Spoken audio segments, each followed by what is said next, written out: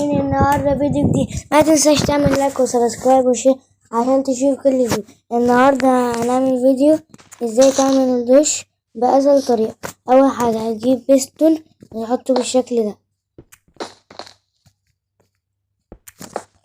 لازم تجيب ريدستون وماء باكت مية والازاز الرفيع واللبة وبيستون وريدستون. هتحطه بالشكل ده قافل وتقوم راجع ورا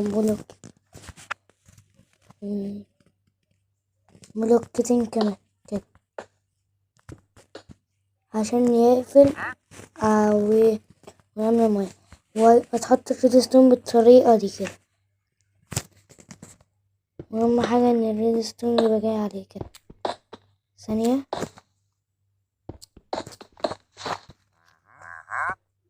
ايوه كده صح.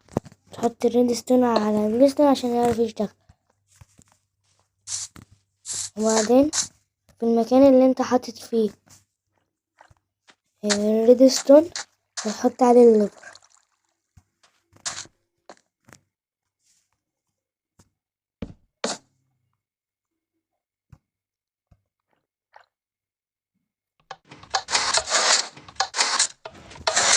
انا هتطلع فوق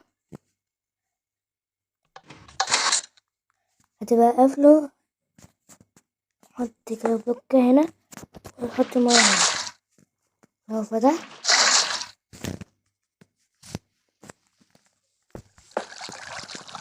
وقفل كده احنا قفلنا. عملنا كده هو هيقفل المية وهو تبقى سايب حفرة كده. هنزل المية ثانية. نبلت هنحط المية من هنا هو هيقفل.